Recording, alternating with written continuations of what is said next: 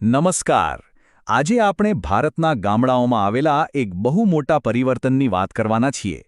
આ એક સફર છે પરંપરાગત આંગણવાડીથી લઈને આજના આધુનિક નંદઘર સુધીની.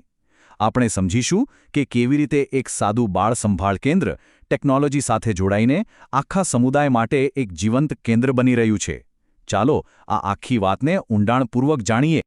આ આખી વાતને આપણે વ્યવસ્થિત રીતે સમજવા માટે તેને 6 ભાગમાં વહેંચી છે. આપણે આંગણવાડીના પાયાથી શરૂ કરીને નંદઘરના આધુનિક સ્વરૂપ અને ટેકનોલોજીના ઉપયોગથી તેના ભવિષ્ય સુધીની વાત કરીશું.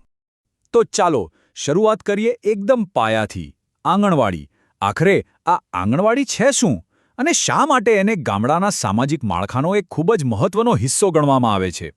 જુઓ, આંગણવાડી એટલે સરકારના ICDS પ્રોગ્રામ હેઠળ ચાલતું એક કેન્દ્ર. પણ એની સૌથી ખાસ વાત એ છે કે એનો મુખ્ય ફોકસ ખાલી બાળક પર નથી, પણ માતા અને બાળક બંનેના સ્વાસ્થ્ય અને શિક્ષણ પર છે. આ એક એવો વિચાર છે જ્યાં ગર્ભાવસ્થાથી લઈને બાળક 6 વર્ષનું થાય ત્યાં સુધીની દરેક બાબતનું ધ્યાન રખાય છે. તો આ કેન્દ્રો ખરેખર કરે છે શું? ચલો જરા નજીકથી જોઈએ કે પરંપરાગત રીતે આંગણવાડી એવી કઈ કઈ મુખ્ય સેવાઓ આપે છે જે તેને ગામડાનો સાચો આધારસ્તંભ બનાવે છે. આમ તો આંગણવાડીનું કામ 4 મુખ્ય પાયા પર ટકેલું છે. પહેલું, બાળકોને રમતગમત સાથે ભણાવવાનું.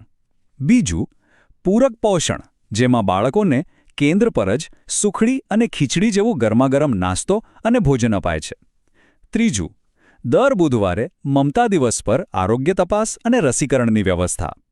અને ચોથું, ગ્રોથ મોનિટરિંગ, એટલે કે દરેક બાળકના વજન અને ઊંચાઈ પર બારીકાઈથી નજર રાખવામાં આવે છે. પોષણની વાત કરીએ તો કેન્દ્ર પર ગરમ ભોજન તો મળે જ, પણ સરકાર ટેક હોમ રાશન તરીકે ઘરે લઈ જવા માટે ખાસ પોષણયુક્ત પેકેટ પણ આપે છે. નાના બાળકો માટે બાલશક્તિ, સગર્ભા અને ધાત્રી માતાઓ માટે માતૃશક્તિ અને કિશોરીઓમાં લોહીની ઉણપ દૂર કરવા માટે પૂર્ણાશક્તિ. તમે જુઓ, દરેકની જરૂરિયાતનું કેટલું ઝીણવટપૂર્વક ધ્યાન રાખવામાં આવ્યું છે. તો આ વાત થઈ પરંપરાગત આંગણવાડીની. પણ જેમ સમય બદલાયો, ટેકનોલોજી આવી અને એની સાથે જ જન્મ થયો એક સ્માર્ટ ક્રાંતિનો, જેનું નામ છે નંદઘર.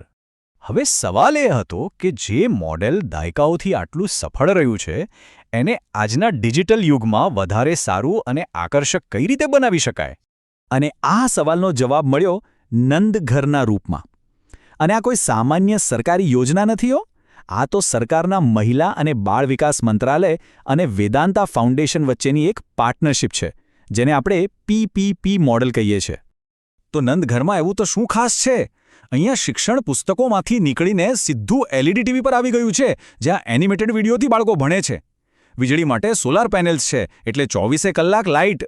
અને સૌથી મજેદાર છે બાલા પેઇન્ટિંગ્સ. અહીં તો દિવાલો પોતે જ શીખવાનું સાધન બની જાય છે. ચાલો આ તફાવતને એકદમ સાદી ભાષામાં સમજીએ.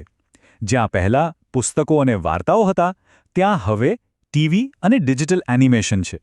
જ્યાં સામાન્ય વીજળી હતી, ત્યાં હવે 24 કલાક સોલાર પાવર છે. પાણી માટે નળની જગ્યાએ RO પ્યુરિફાયર છે.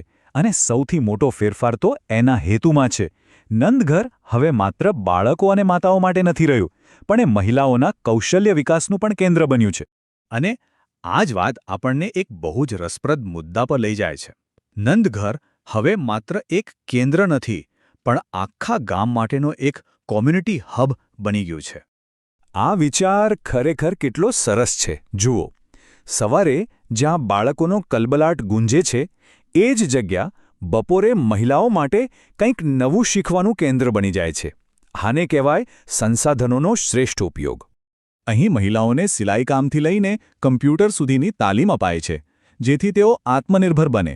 સમુદાયને જોડવા માટે અન્નપ્રાશન અને ગોદ ભરાઈ જેવા સામાજિક કાર્યક્રમો થાય છે. એટલું જ નહીં, વહાલી દીકરી યોજના જેવી સરકારી યોજનાઓનો લાભ લેવા માટે પણ આ કેન્દ્ર એક મદદગાર પોર્ટલ તરીકે કામ કરે છે. ઠીક છે, આ બધી વાતો સાંભળવામાં તો બહુ સારી લાગે છે, પણ શું ખરેખર જમીન પર કોઈ ફરક પડ્યો છે? ચાલો આપણે ખાસ કરીને ગુજરાતના સંદર્ભમાં એના પરિણામો પર એક નજર કરીએ.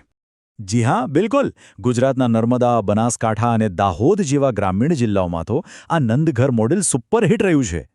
આ એ વાતનો પુરાવો છે કે આ વિચાર માત્ર કાગળ પર નથી, પણ વાસ્તવિકતામાં પણ ખૂબ જ અસરકારક સાબિત થઈ રહ્યું છે. અને આ આંકડો જુઓ, આ જ તો સફળતાનો સૌથી મોટો પુરાવો છે. જે વિસ્તારોમાં આધુનિક નંદઘર બન્યા છે ત્યાં બાળકોની હાજરીમાં સીધો 25થી 30% ઉછાળો જોવા મળ્યો છે. મતલબ સ્પષ્ટ છે કે જ્યારે શીખવાનું વાતાવરણ આટલું મજેદાર અને સુવિધાજનક હોય ત્યારે બાળકોને પણ કેન્દ્ર પર આવવાની મજા આવે છે. આ આખા બદલાવ પાછળ જે સૌથી મોટી તાકાત છે એ છે ટેકનોલોજી. એણે ખાલી ભણકરને જ સ્માર્ટ નથી બનાવ્યું, પણ આખી સિસ્ટમમાં પારદર્શિતા અને જવાબદારી લાવી દીધી છે. અને આ પરિવર્તનનો હીરો છે પોષણ ટ્રેકર એપ. હવે આંગણવાડી કાર્યકર મોટા રજિસ્ટર નથી સાચવતા, પણ આ એપમાં જ દરેક બાળકની હાજરી, પોષણની સ્થિતિ અને ગૃહ મુલાકાતની વિગતો રિયલ ટાઈમમાં અપડેટ કરે છે. આનાથી ફાયદા સ્પષ્ટ છે. કયા બાળકનું વજન વધ્યું કે ઘટ્યું તે તરત જ ઓનલાઈન જોઈ શકાય છે. હાજરી અને ખોરાકનું વિતરણ પણ ડિજિટલ રીતે નોંધાય છે. આનાથી ભ્રષ્ટાચારની શક્યતા ઘટે છે અને એ પાકું થાય છે કે સરકારી લાભ સાચા વ્યક્તિ સુધી જ પહોંચે. તો આપણે આંગણવાડીથી નંદઘર સુધીની આખી સફર જોઈ.